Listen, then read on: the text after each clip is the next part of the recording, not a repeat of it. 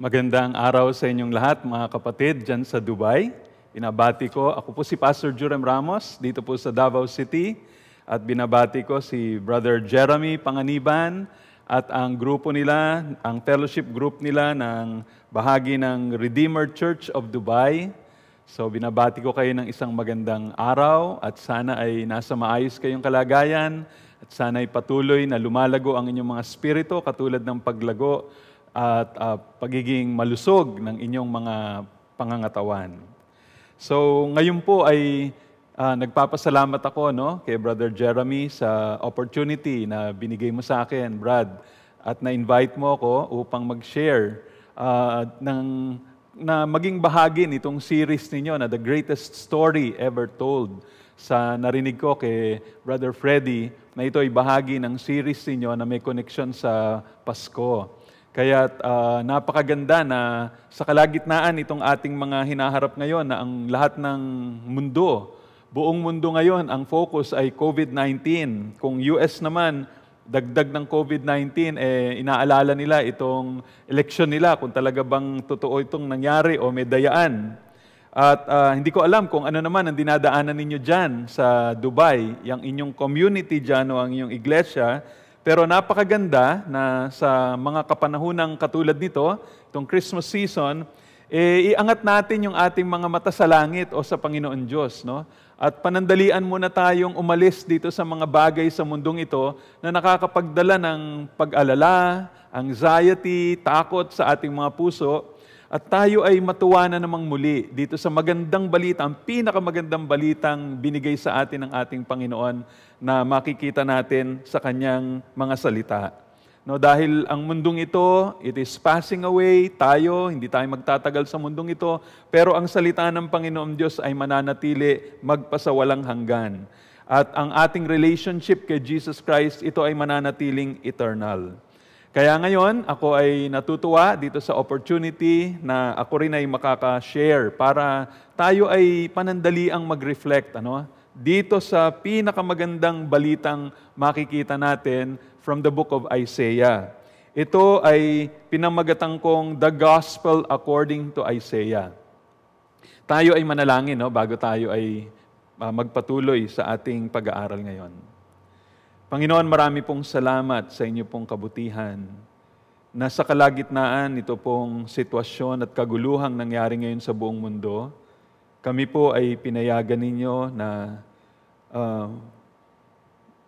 maisatabi panandalian itong aming mga concerns at kami ay mag-focus sa inyo pong salita. Salamat po aming Panginoon na meron pong salita ninyo na liwanag sa aming landas sa madilim na mundong ito. Hindi kami kinakailangang tuliro at takot, hindi kami kinakailangang bulag sa aming direksyon. Maari po kaming lumakad ng matuwid dahil alam namin ang mga pangako at ang mga salita ninyo na nagbibigay ng aliw at pag-asa sa aming mga buhay. Panginoon, panalangin po namin na kayo po ay kumilos ngayon sa pamamagitan ng inyong banal na Espiritu upang ang puso namin ay mapuno ng pag-asa at mapuno ng pananampalataya sa kalagitnaan nitong pandemyang na-experience namin. Lord, thank you sa kabutihan nyo na meron itong internet. Maari po kaming maka-share at maari po kaming makapagpatuloy sa pag-aaral ng inyo pong salita. Thank you again, O Lord, sa inyo pong grasya at awa. Pagpalain niyo po ang grupo nila Brother Jeremy, pagpalain niyo po itong aming pag-aaral. Ito pong dalangin namin sa pangalan po ni Jesus. Amen and amen. And so, ito nga ang titingnan natin, the Gospel according to Isaiah. Pero mabuti na bago tayo tumalon dito sa ating text, bigyan ko muna kayo ng konting overview ng Isaiah 53. Etong libro ng Isaiah ay tinatawag ng ibang mga Bible scholars na mini-Bible.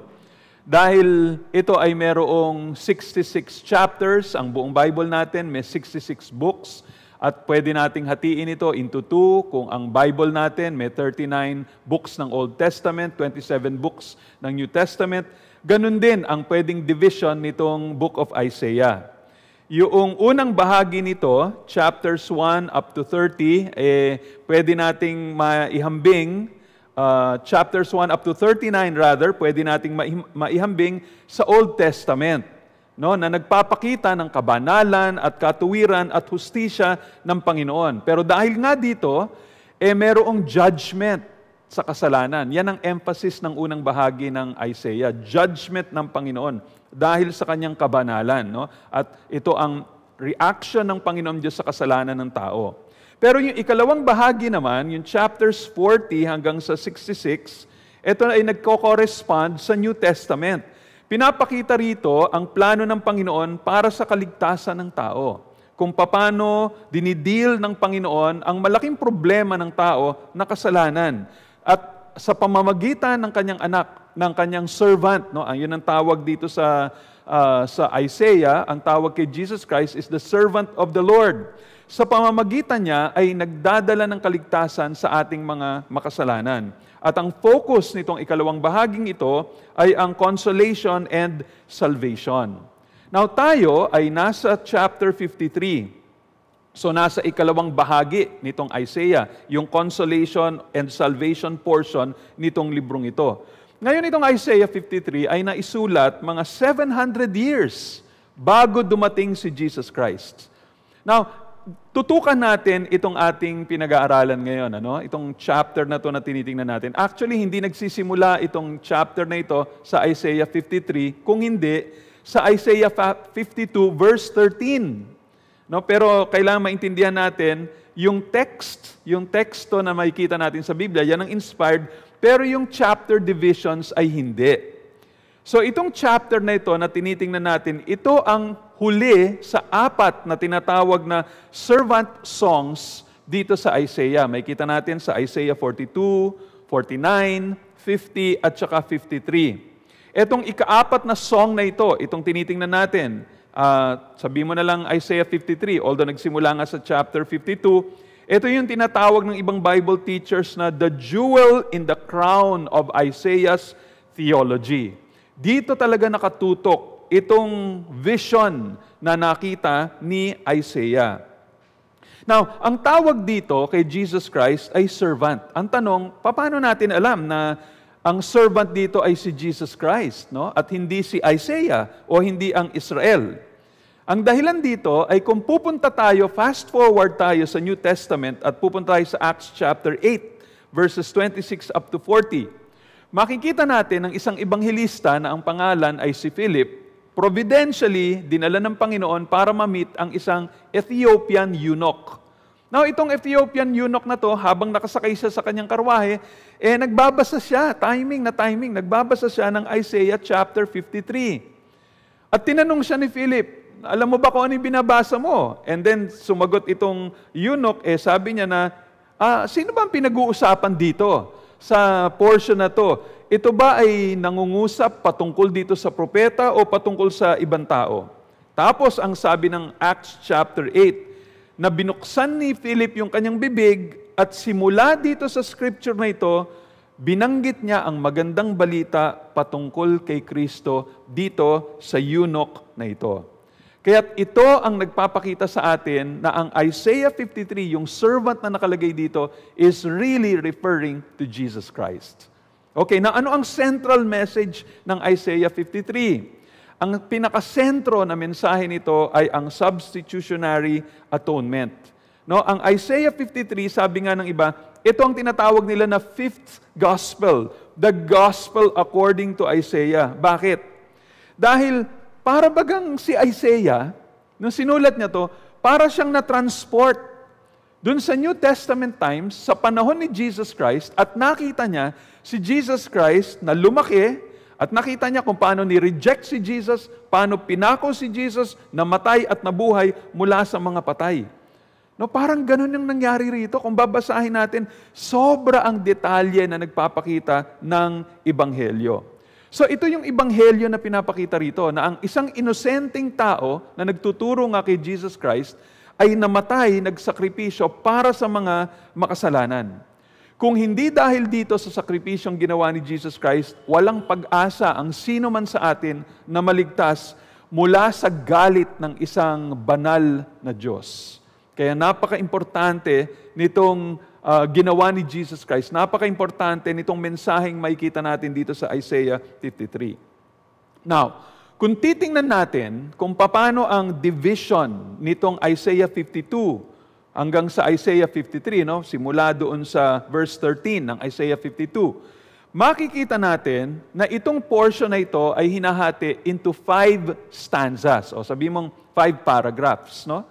At ang bawat isa na ito ay pwede nating bigyan ng heading. Yung chapter 52, verses 13 to 15, makikita natin ang servant's introduction. Paano ini-introduce yung servant of the Lord? Sa chapter 53, verses 1 to 3, yan yung servant's rejection. Paano siya tinanggihan? Sa chapter 53, verses 4 to 6, yung servant's suffering para sa iba. Chapter 53, verses 7 to 9, yung servant's willingness to die. And then chapter 53, verses 10 up to 12, the servant's exaltation. No, ang pag-honor, ang pagbigay ng kalwalhatian dito sa servant pagkatapos ng daanan niyang sakripisyo at kamatayan. So makikita ninyo, no, 5 stanzas, 3 verse bawat stanza. Nakikita natin dito kung paano napakaingat at napakagaling nitong pag-craft, nitong paggawa ni Isaiah, nitong portion na to, na gusto niyang iparamdam sa atin, importante itong aking sinulat, no? Hindi ito, huwag niyong basta-basta basahin lang ito ng mabilis na parang walang dating sa inyo. Kasi ito ay inayos ng mabuti ni Isaiah upang iparating sa atin napakahalaga nitong portion na ito ng Scripture. Now, sana may panahon tayo para daanan lahat-lahat itong gusto kong sabihin sa inyo. Marami akong gustong sabihin, kaya lang maikli lang ang panahon na nabigay sa akin ni Brother Jeremy. Kaya pipilitin kong tapusin ito dun sa time na binigay niya sa akin. No? Sana maawa, tulungan ako ng Panginoon. Kasi madalas pag nagtuturo ako mahigit 1 oras. Kaya anyway, so isa-isahin natin itong mga portions na to. Una, tingnan natin yung unang bahagi nitong outline na to, the servant's introduction sa chapter 52, verses 13 up to 15. Now, itong unang stanza na ito ay nag-i-introduce nitong buong poetry na ito, o di kaya pwede nating sabihin, ito ay summary nitong buong kanta na ito. No, itong opening nitong stanzang ito ay nagsisimula sa parang sa katapusan. Bakit? Kasi nagsisimula sa exaltation ni Jesus Christ. And then umatras siya para ipakita yung suffering ni Jesus Christ, and then nagtatapos siya na natahimik yung mga leaders, lalo na itong mga hari, nung nasimulan nilang maintindihan, wow, grabe, ganito pala itong ginawa ni Jesus Christ. Kasi syempre, hindi nila akalain na itong taong ito, na grabe yung sacrifice na kanyang ginawa, grabe yung kanyang yung pandurusang dinaanan niya hanggang sa siya'y namatay, siya pala ay merong napakagandang plano, and then na-exalt siya, naitaas siya sa pinakamataas na posisyon dito sa buong universe na ito. Kaya tingnan nyo paano nagsisimula itong section na to. Nagsisimula sa mga salitang, "Behold, my servant." Yung salitang behold, sa ibang translation sabi, see. So parang dito, ipapakita ng prophet na si Isaiah, si Jesus Christ. Sabi niya, tingnan ninyo. At sunod, sabi rito, dinagdagan kaagad, pagkasabing, "Behold, my servant," sabi roon, "shall act wisely." Now, tayo, pag nagbabasa tayo ng ganun, ano ibig sabihin? Bakit sinabing shall act wisely? Sila, sa Hebrew, meron itong connotation ng ibig sabihin, ito ay successful outcome. Ito yung successful outcome na dulot ng maayos at matalinong pag-iisip. No, dahil sa kanyang wise na mga actions, magiging successful siya sa anumang plinano niyang gawin. Kahit na siya ay dumaan pa ng suffering, kahit na siya ay patayin pa, magwawagi siya. No? Siya ay magtatagumpay dun sa kanyang misyon na iligtas ang mga makasalanan. Ngayon, tingnan nyo itong susunod na 3 verbs na nagbi-build ng climax patungkol dito sa exaltation ni Jesus Christ. Sabi doon, "He shall be high and lifted up and shall be exalted." No, parang pinapakita rito, dahil sa sakripisyo na ginawa ni Jesus Christ, siya ay ilalagay sa pinakamataas na posisyon dito sa buong universe. Pero, bago dumating itong exaltation na ito, kailangang dumaan muna siya sa matinding pagdurusa. At isang klaseng pagdurusang parang ayaw tingnan ng mga tao. Tingnan ninyo yung isang version sa contemporary English version. No? Tingnan ninyo itong verse 14. Sabi doon, many were horrified at what happened to him. But everyone who saw him was even more horrified because he suffered until he no longer looked human. So tingnan ninyo, no? Dahil sa mga sakripisyo, dahil sa sufferings, pagdurusa na dinaanan ni Jesus Christ, ang naging effect dun sa mga naka-witness nito, nakakitang ito, ayaw na nilang tingnan. Yan yung minsan, di ba, I'm sure, no, meron sa inyo na nakapanood na ng The Passion of the Christ na ginawa ni Mel Gibson. A few years ago, nagpalabas doon. Pinakita kung paano pinaglalatigo si Jesus Christ, sugat-sugat yung kanyang likod. Naku, yung mga taong nanunood, first time silang nakakita ng ganong klaseng portrayal ng suffering ni Jesus Christ. Pero alam niyo, sa totoo, sa tingin ko, no, mas matindi pa doon. Bakit? Kasi sinasabi rito, they were horrified because when He suffered, He no longer looked human. Alam niyo, duguan yung kanyang muka. Tapos binugbog pa siya. Imagine niyo na lang, sa pagbugbog sa kanya, pasa-pasa yung kanyang mga muka. Di ba, kung pasa-pasa mukha mo, namamaga na dito yung mukha niya, namamaga siguro siya dito, duguan ka, putik pa, tapos may mga langaw pa na nagliliparan doon. Siyempre, ayun ang sitwasyon doon eh. So, so anong itsura niya? Parang, pag tinitingnan mo, tao pa ba yan? Kaya yung mga tao hindi makatingin sa kanya eh. Kaya ito yung sinasabi rito. Ito yung summary, no? Yes, maluluwalhati itong servant of the Lord na to, pero kailangan dumaan mo na siya sa isang nakakatakot na sitwasyon. Talagang kinakatakutan siya ng mga tao. Pero ano ang magiging resulta ng kanyang sakripisyo ayon sa verse 15? Oo, totoo, no? Parang ayaw mong tingnan ang Panginoong Hesus, pero ang magiging effect, ang resulta ng kanyang sakripisyo, sabi doon, so shall He sprinkle many nations. Yung salitang sprinkling dito, ay pwedeng ang ibig sabihin ito yung aplikasyon ng dugo dun sa Old Testament, pagka ito ay ini-sprinkle sa tao o di kaya sa mga kasangkapan doon, upang ito ay linisin mula sa lahat ng impurities. So ang litrato dito ay nagpapakita ng sprinkling ng dugo ng Panginoong Hesus upang malinisan ang puso ng isang tao mula sa kasalanan at siya ay maging katanggap-tanggap na humarap sa presensya ng banal na Panginoon Diyos. So yun ang magiging effect. No, kaya ano magiging impact nito? Ang magiging effect nito, ang impact nito sa mga powerful na mga rulers, sabi doon, matatahimik sila. Sabi doon, kings shall shut their mouths because of Him. Matatahimik sila. No? Yung mga heralds, yung mga ebanghelista, yung mga mag-share nitong mensahe na to sa buong mundo, pupunta sila sa buong mundo, at yung mga tao, pag kanilang nakita, pag kanilang naintindihan, itong mensahe na to, na itong si Jesus na to, itong servant of the Lord na to, na ginulpi, na kung ano-anong kabastusan na ginawa sa kanya, na pinatay siya, pinako, nilibing nung siya ay namatay, na ito ay mabubuhay na muli at ang epekto ng kanyang sakripisyo, yun ang maghuhugas ng ating mga kasalanan. Mamamangha yung mga pinakamatatalino at pinakamakapangyarihan sa mundong ito. Hindi nila kayang gawin yun. No, kaya ito ang summary, ito ang introduction. Dito pa lamang sa unang section na to, makikita na natin ito ang magiging daloy at takbo ng buong awit na ito. Now, tingnan natin itong ikalawang section, chapter 53, verses 1 to 3. The servant's rejection. Itong ikalawang stanza na ito, pinapakita ng malinaw ni Isaiah, pinepredict niya patungkol sa rejection ni Jesus Christ. Tingnan niyo kung paano siya nagsimula. Sabi niya, who has believed what we have heard? And to whom has the arm of the Lord been revealed? No, parang sinasabi niya na sino maniniwala dito sa aming mensahe na to. Sino ang maniniwala na itong servant na ito, na gano'n ang kanyang dinaanan, that he is the arm of the Lord. Itong arm of the Lord na ito ay isang metaphor na ginagamit, isang figure of speech na nagpapakita, nagre-represent ng grabing kapangyarihan ng Panginoon para magdala ng kaligtasan sa mga tao.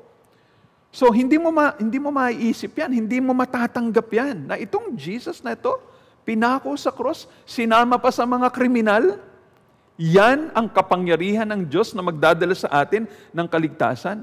Alam niyo, hanggat hindi dumarating ang banal na Espiritu Santo at i-enlighten yung ating isipan, hindi natin matatanggap yon. Now, bakit? Bakit hindi matanggap ng mga tao to? Bakit i-reject nila yung mensaheng ito? Una, tingnan natin, tingnan niyo yung kung paano siya inintroduce dito sa mundong ito. Yung kanyang lowly birth, no? Nung pinanganak siya, ordinaryong-ordinaryo. In fact, sa Gospels, makikita natin sa New Testament, pinanganak nga siya hindi sa bahay, sa palasyo ng hari at crib na gawa sa ginto, kundi yung kainan ng mga baka at ng mga kambing at mga tupa. Kaya sabi ng verse 2, "For he grew up before him like a young plant and like a root out of dry ground." Dry ground. Parang sinasabi lalo na ang bansang Israel nung time na to under ng dominion ng Rome. No, parang sila parang tuyong lupa. No, sila ay kontrolado ng isang makapangyarihang bansa. Dito galing si Jesus Christ. At hindi lang yan, sabi ko nga, nung pinanganak siya, ano itsura? Parang dry ground, no? Parang wala. Isang lugar na madumi, isang lugar na kung saan, sabi ko nga, yun yung lalagyan ng mga hayop.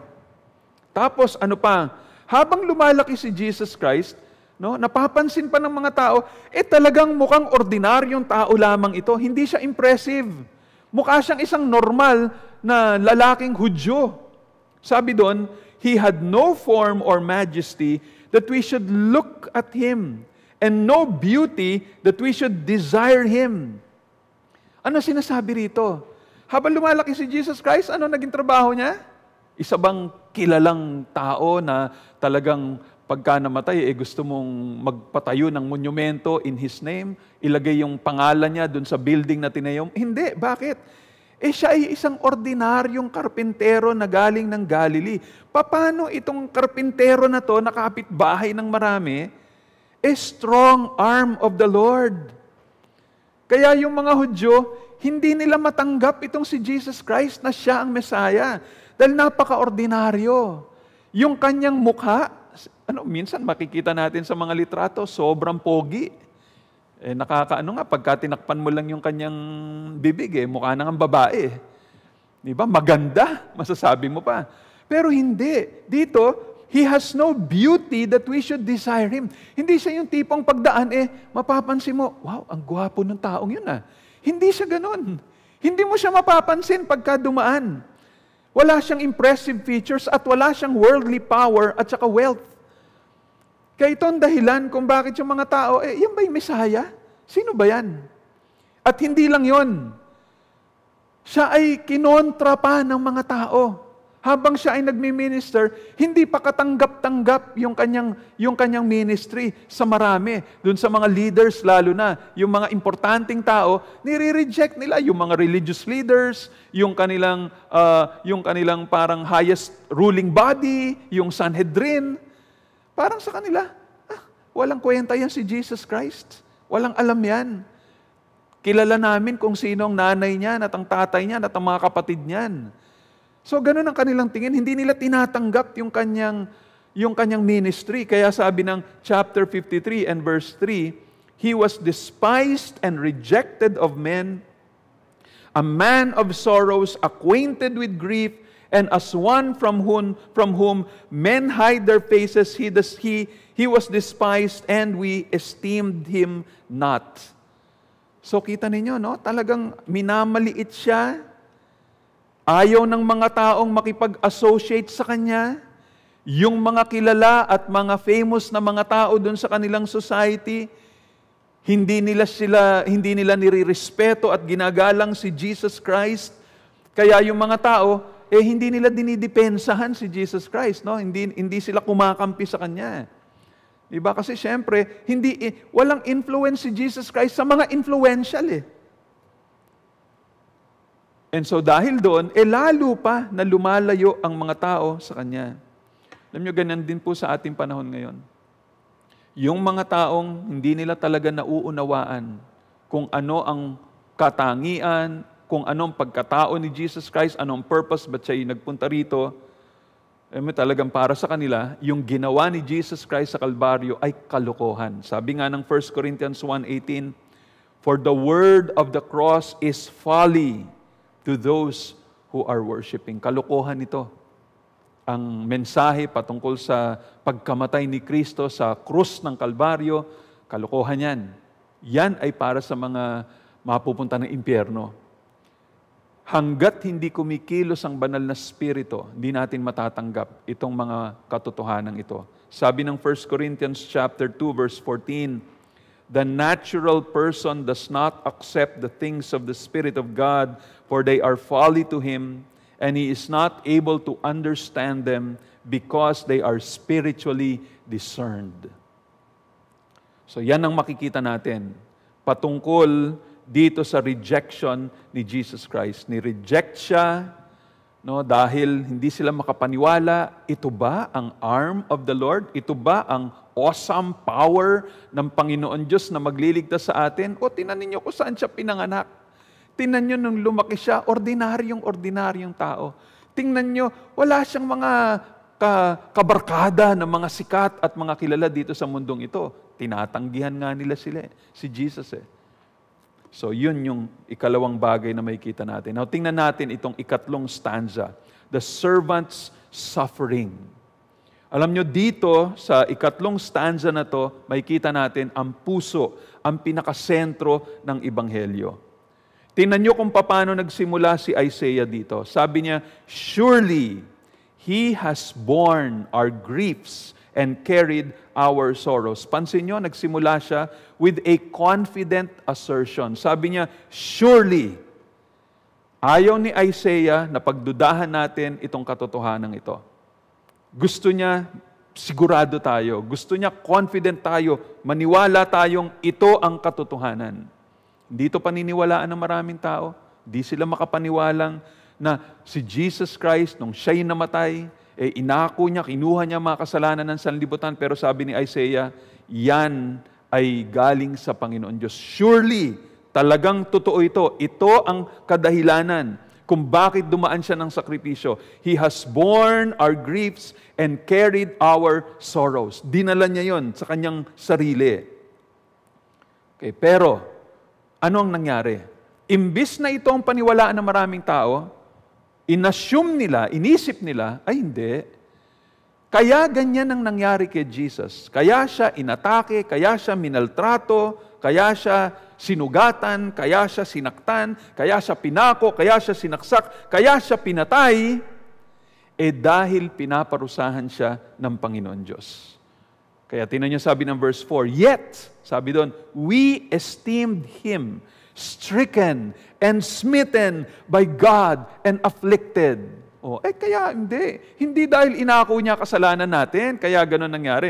Hindi, pinarusahan siya ng Panginoon Diyos. Paano yan si Jesus? Impostor. Paano yan si Jesus? Tao lang. Pag magsalita, akala mo kapantay niya ang Panginoon Diyos. Yan si Jesus Christ, kampon yan yung demonyo Yun ang mga bintang na binibigay sa Kanya. Kaya, ito ang kanilang sinasabi, hindi sila makapaniwala, ang tingin nila, kaya nangyari yan sa Kanya. Parusa yan ng Panginoon Diyos para sa Kanya. Pero sa totoo, bakit nga ba nagdusa si Jesus Christ? Ang sagot dyan ay may kita natin sa Isaiah 53 verses 5 and 6. Ito ang sagot kung bakit ganon ang kanyang dinaanan. At ang sentro nito ay ito. Kaya si Jesus Christ ay dumaan ng ganong klaseng pagdurusa, dahil siya ay nagdusa para sa atin. Siya ang ating naging substitute. Alam niyo mga kaibigan, yan ang pinaka-essence ng Christianity. Ang iba, pag tinanong mo, ano ba ang Christianity? Akala nila ang Christianity is the golden rule. Do unto others as you want others to do unto you. Hindi yun ang essence of Christianity. Ang essence of Christianity ay may pinadala ang Panginoon Diyos sa mundong ito, ang kanyang sariling anak, Diyos na nagkatawang tao. At siya ay ni-reject ng kanyang sariling mga tao, siya ay binastos, siya ay pinatay, siya ay pinako sa cross at namatay, pero yung kanyang kamatayan ay para sa atin. At dahil sa kanyang ginawang sakripisyo, naliligtas tayo mula sa galit ng ating Panginoon Diyos. Yan ang gustong ipakita nitong pinakasentro nitong portion na ito. No, yung substitutionary sacrifice ni Jesus Christ. Tingnan niyo ang verse 5. He was pierced. Siya ay tinusok, siya ay pinako dahil sa ating mga kasalanan. He was pierced for our transgressions. He was crushed for our iniquities. Etong mga salitang ito, pierced and crushed, ay nagpapakita ng bayolente na kamatayan. Dinaanan ni Jesus Christ ang pinakamatinding torture na naimbento ng mga tao. Ang pinakamatinding torture na naimbento ng tao, hindi yung kinukuryente ka lang, kundi ito, yung pag-crucify sa isang tao. Bago ka ipako sa krus noon, ilalatigo ka muna at yung mga Roman soldiers na pag naglatigo, titiyakin nila na hindi ka mamamatay, pero sugat-sugat na yung likod mo at buong katawan mo. Pagkatapos noon, pupunta ka kung saan ka ipapako at hindi ka mamamatay kaagad pag napako ka. Hindi ka namamatay dahil nauubusan ka ng dugo sa pagkapako sa iyo. Kaya ka namamatay dahil sa iyong posisyon na nakabitin ka doon, darating yung time na hindi ka na makahinga, hirap na hirap kang huminga, kailangan mo itaas ang sarili mo. Pero dahil doon, napakasakit ng iyong mga kamay at ng mga paa na pinako, at kumikis-kis pa yung likuran mong puro sugat doon sa kahoy na hindi naman makinis, magaspang na kahoy, at bawat taas mo ng iyong sarili, napakasakit ng iyong dinadaanan. At sinasabi nila na oras pa ang dadaanan mo doon para maghirap ka. Hubot-hubad ka doon, nakababad sa ilalim ng araw o anumang panahon ng time niyon, dadaan ng mga tao, pinagtatawanan ka, binabastos ka dahil ang dahilan kung ba't napako ka doon, dahil ikaw ay nakaka-experience ang capital punishment. Ikaw ay isa sa pinaka masamang tao doon sa kanilang society. Yun ang dinaanan ni Jesus Christ. He was pierced and crushed. Hindi siya karapat-dapat na dumaan nun, pero kaya niya dinaanan yon. Dapat tayo ang nagdusa, dapat tayo ang umako ng parusa ng Diyos dahil sa ating mga kasalanan, pero inako ni Jesus Christ yon. Kinuha ni Jesus Christ ang ating mga kasalanan, at siya ang pinarusahan ng Panginoong Diyos, imbis na tayo. Napakahirap noon. Actually, sa totoo, siguro, hindi pa rin yun ang pinakamahirap. Ang pinakamahirap na dinaanan ni Jesus Christ, yung dahil siya umako ng ating mga kasalanan, ay nahiwalay siya sa kanyang Ama, na kanyang sinabi, my God, why have you forsaken me? Sa buong buhay ni Jesus Christ, He was one with the Father. At sa panahong ito, in a mysterious way, di natin alam kung paano yun, pero siya ay nahiwalay sa kanyang pagkakaisa sa kanyang Ama. Dahil hindi pwedeng makipagkaisa ang Diyos sa kasalanan. Kaya sa mga oras na yon, naka-experience si Jesus Christ ng impyerno para sa atin. Na pati buong nature ay nakipagkaisa. Nag-blackout sa buong mundo, kumbaga, ng ilang oras. Parang pati ang kalikasan. Dahil nararamdaman ng kalikasan ang galit ng Panginoon Diyos na nakafocus, nakasentro dito sa krus ng Kalbaryo, dun sa nakapako dun sa krus na yon, sa Kalbaryo nung time na yon, na si Jesus Christ. Pati sinag ng araw tumigil sa pagsisinag. Ang tindi ng dinaanan ni Jesus Christ. Pero again, hindi yun dahil sa kanyang sariling kasalanan. Ito ay dahil inako niya ang ating mga kasalanan, pati na rin ang parusa ng Diyos na para sa mga kasalanan na yon. Kaya nga sabi doon, upon Him was the chastisement that brought us peace. Dahil doon sa parusa na ginawa kay Jesus Christ, ito ay nagdala sa atin ng peace. Alam niyo yung peace na ibig sabihin nun? Hindi yung, ang sarap ng feeling ko, parang may peace ako, hindi ako nalilito, hindi ako naguguluhan ngayon. Hindi, yung peace dito is referring to peace with God. Reconciliation with God. Yung dinaanan ni Jesus Christ, yon ang nagdala sa atin na tayo ay nakipagkasundo sa Panginoon Diyos na galit sa atin. Sabi pa doon sa verse 5 din, with His wounds we are healed. Etong healing na pinag-uusapan dito ay hindi yung kagalingan ng ating mga sakit. Kung hindi, ito yung damage na ginawa ng kasalanan sa atin. Nagkaroon ng healing. Ito yung eternal healing. At yung healing na to, itong kaligtasan na to na dumating sa atin, it comes in stages. Nagsimula sa justification. We are saved from the penalty of sin. Hindi na tayo may impyerno. Tanggal na yung penalty na yon. Pero hindi lang yon. Nandun din ang sanctification. We are being saved from the power of sin. Pero darating ang time, we are going to be saved from the presence of sin and we are going to be glorified. Yan yung sinasabi ditong with His wounds, we are healed. Darating ang time na makikita natin si Jesus pagbalik niya at lahat ng katawan nating tumatanda, mahina, nagkakasakit, nagkaka-COVID, namamatay, lahat yan ay mawawala at papalitan ng Panginoon Diyos ang katawan natin into a glorified body na katulad mismo ng katawan ni Jesus Christ in His glorified state. Ang verse 6, tingnan ninyo, pinapakita rito kung anong itsura natin. Sabi doon, all we like sheep have gone astray. We have turned away everyone to his own way. Napansin nyo dito, no? Pinapakita rito na ang mga nagkasala ay hindi lamang ilang mga tao. Lahat, everyone, lahat ng tao dito sa buong mundo ay nagkasala. Anong essence ng kasalanan natin? Sabi dito, to his own way. Tayong lahat gusto nating gawin, kung ano lang ang gusto natin, ayaw natin mag-submit sa Panginoon Diyos. Kung ano naisip nating mabuti, kung pwede, wala tayong accountability. Gusto natin independent tayo sa authority sa ating buhay. Kung pwede, walang Diyos. Kung kailangan lang natin ng tulong ng Diyos at blessing, saka lang tayo nagpe-pray. Pero pag may utos ang Panginoon Diyos sa atin, ayaw nating sumunod sa Kanya. So we pursued our own way. Ang ginawa ni Jesus Christ, He paid the penalty for that wandering. Yung ating pag-turn away, yun ang binayaran ni Jesus Christ. At inulit nitong stanza na to, yung concept ng substitutionary sacrifice, binigyan uli ito ng diin, sabi, and the Lord has laid on Him the iniquity of us all. Ang kasalanan natin ay nilagay kay Jesus Christ.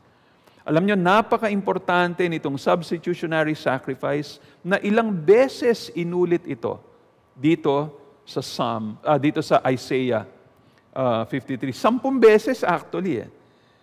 Sa verse 5, sabi doon, He was pierced for our transgressions. He was crushed for our iniquities. Upon Him was the chastisement that brought us peace. With His wounds we are healed. The Lord laid on Him the iniquity of us all. Tingnan niyo yung 5 and 6. Ilan na yon? 5 na yon. Dagdagan pa natin ng 5 pa. Sa verse 4, He has borne our griefs. He carried our sorrows. Sa verse 8, He was stricken for the transgression of my people. Verse 11, He shall bear their iniquities. And verse 12, He bore the sin of many.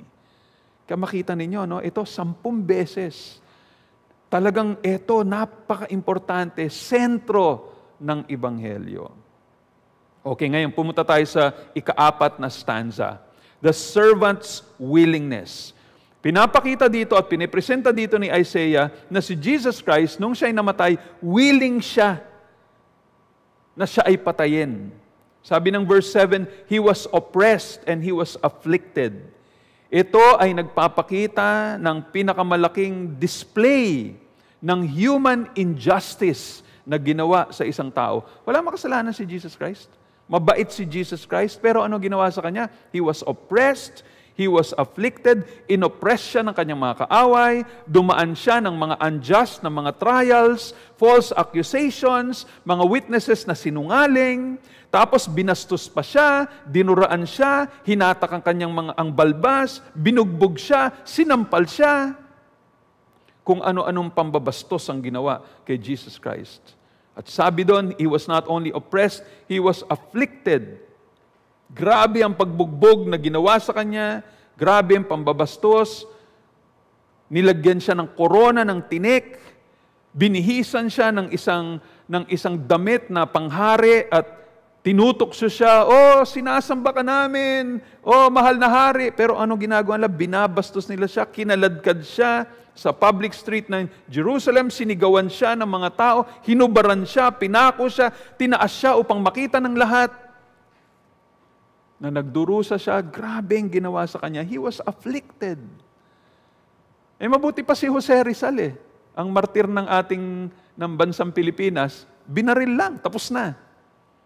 Pero ito, ano ba ginawa nitong taong ito? Nagbilagro, tumulong sa kanyang kapwa, walang ginawa kundi mabuti, nagsabi ng katotohanan, tapos ganito ang ginawa sa kanya.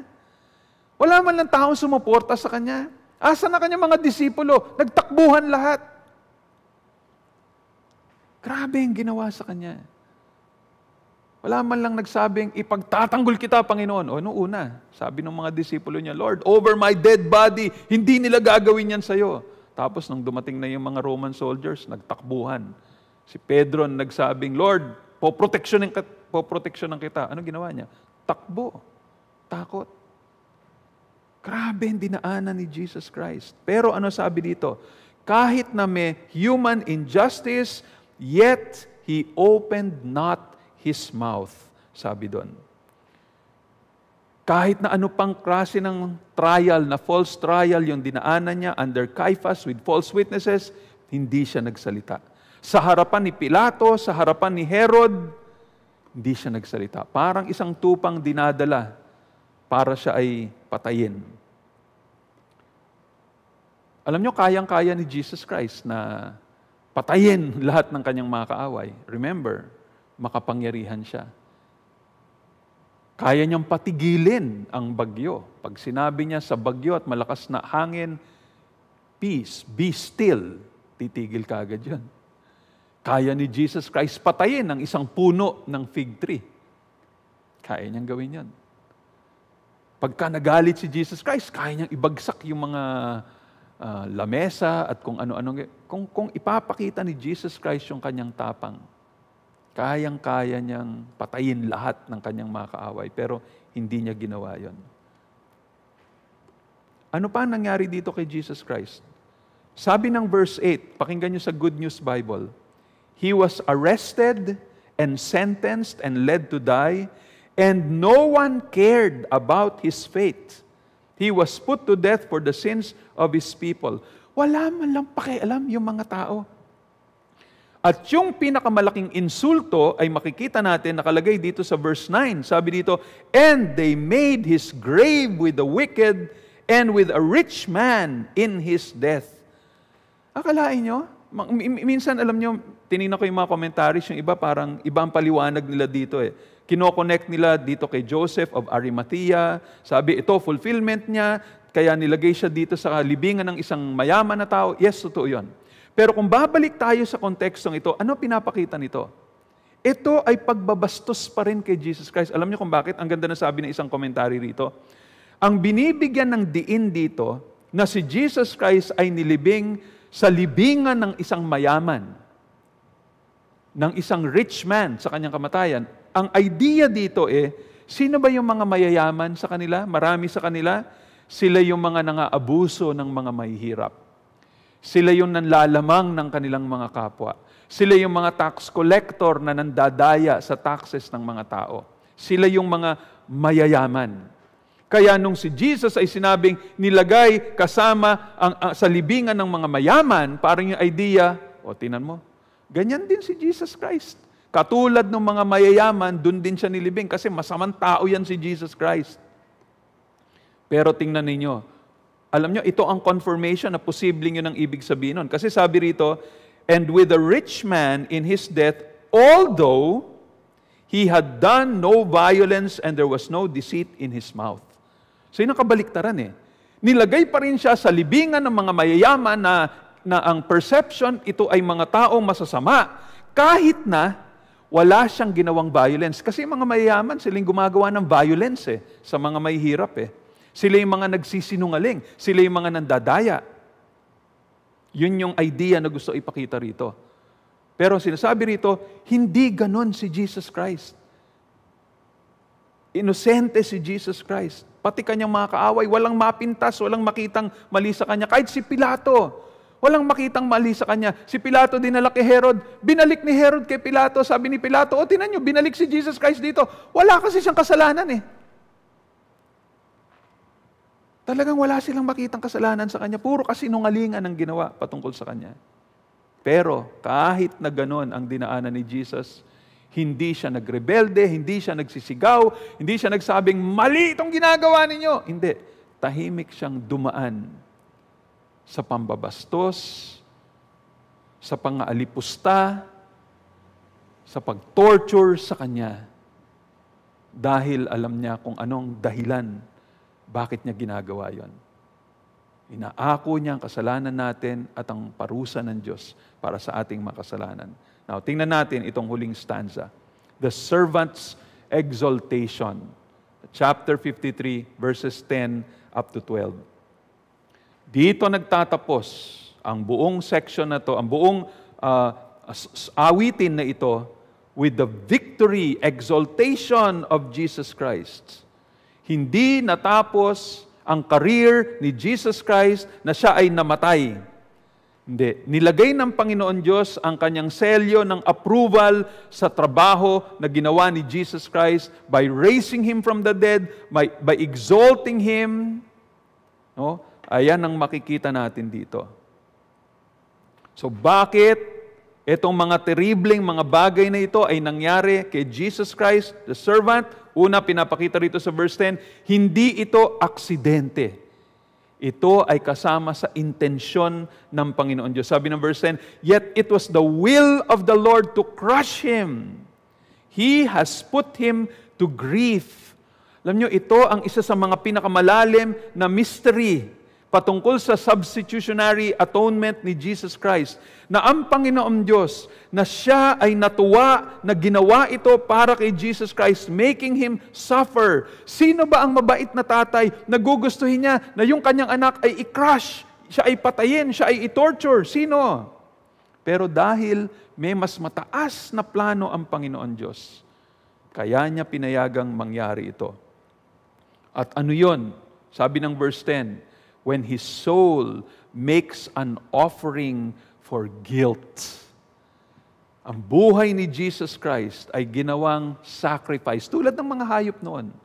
Pag ikaw ay gumawa ng kasalanan at ang bayad sa iyo ay kamatayan, ang lusot mo, ang Diyos ang nag-imbento nito, ng paraan na to, kukuha ka ng isang malinis na tupa, papatong mo yung kamay mo sa tupa o kambing o baka, ikukumpisal mo kasalanan mo, at yung mga kasalanan mo ay tatratuhin ng Panginoong Diyos na nailagay doon sa hayop na yon, and then, papatayin yung hayop na yon. Yon ang tinatawag na guilt offering. At dahil sa kamatayan ng hayop na yon, hindi ka na mamamatay. Ganon ang ginawa ni Jesus Christ. Yun ang dahilan kung bakit siya dumaan ng torture, bakit siya namatay para sa atin. Oo, siya ay namatay, pero may resulta ito na napakaganda.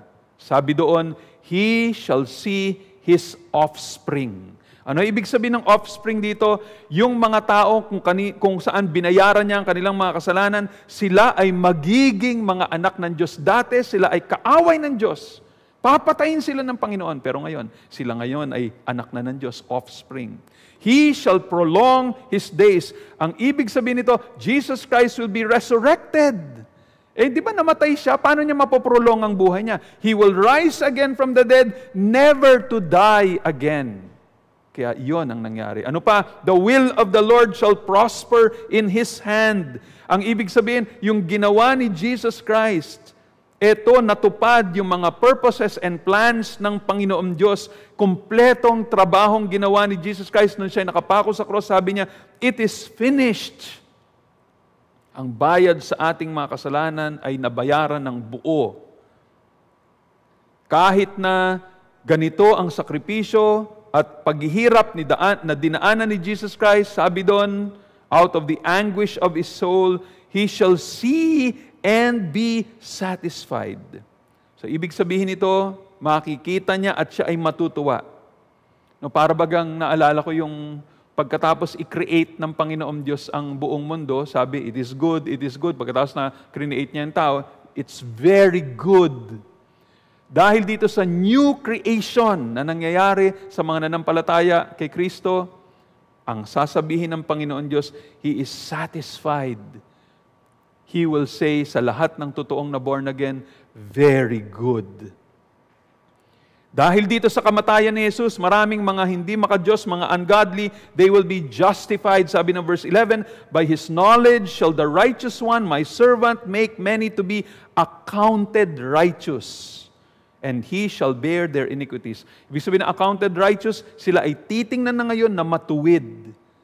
Hindi lang sila pinatawad, kundi yung perfect righteousness ni Jesus Christ ay ilalagay sa kanila at sila ay magkakaroon ng maayos na relasyon kay God the Father. And then ano pa ang mangyari resulta ng sakripisyo ni Jesus? He will be exalted on high. Sabi ng verse 12. Etong reward at honor na ibibigay sa Kanya, sabi ng Easy Readers version.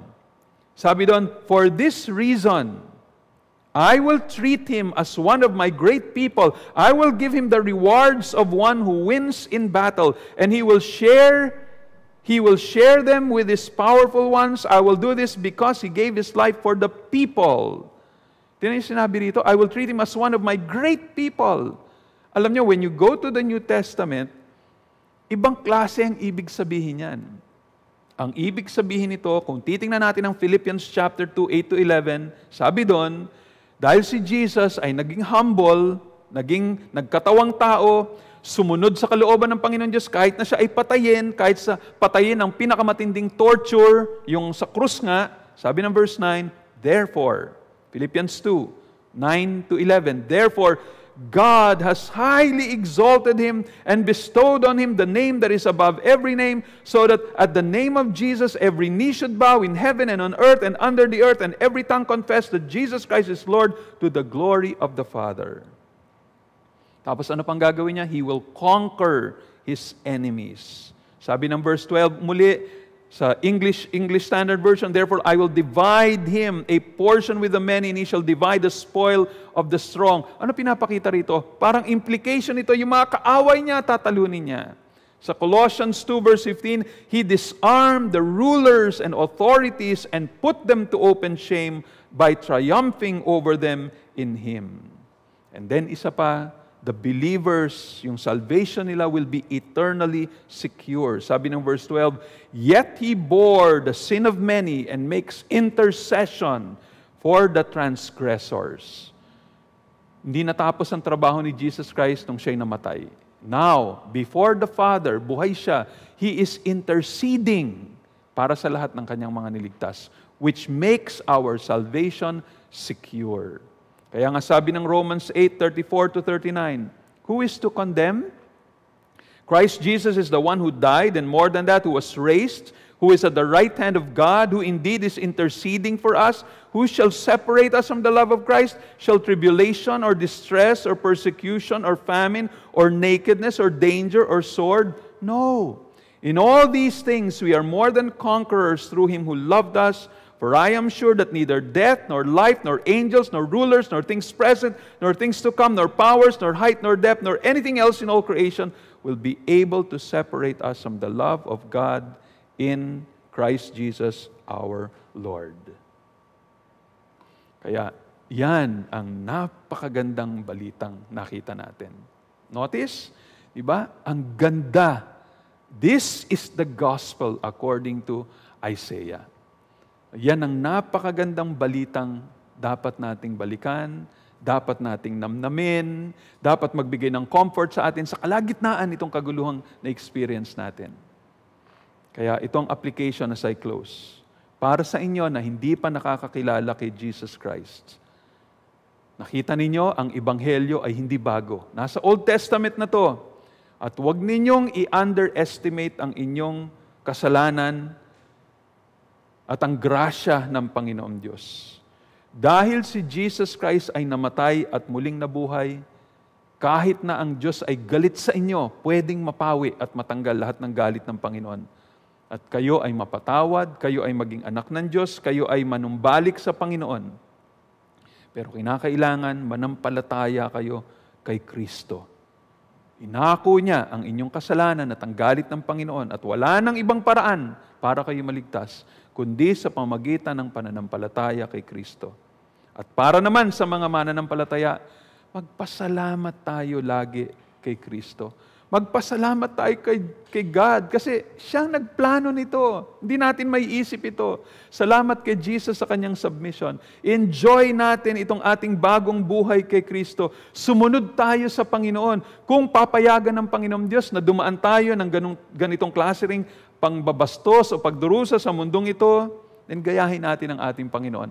Hindi yun ang paraan para tayo maligtas, pero sundin natin ang ating Master. Ligtas na tayo, anak na tayo ng Diyos, sigurado na tayong pupunta ng langit.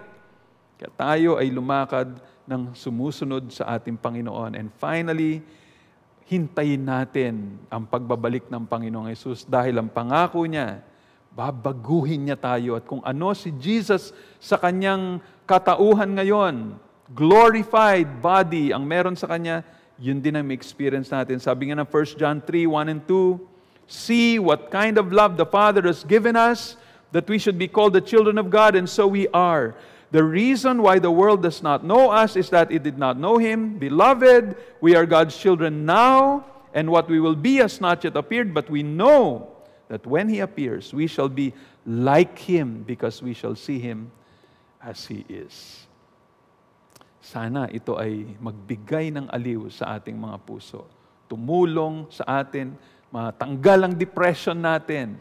Tumulong na maitabi natin muna itong mga pag-aalala sa mundo at ma-realize natin, Lord, thank you for your wonderful promise for me in Jesus Christ. Sana po ay maging malaking pagpapala ito sa inyong lahat. Tayo po ay manalangin. Panginoon, maraming salamat po sa napakagandang balitang ito na aming narinig na mula po sa Old Testament. Parang New Testament, Lord, pag binasa. Pero Lord, ito nga ay plano ninyo. We pray, Father, na gamitin niyo po ang inyong pong salita upang makonvict ang mga unbelievers at gamitin niyo po ito upang patuloy bigyan ng pag-asa at kalakasan ang inyong mga anak na mga mananampalataya. Lord, do not allow your word to return to you without accomplishing the purpose for which you've sent it. Ito ang dalangin namin sa makapangyarihang pangalan ni Jesus. Amen and amen.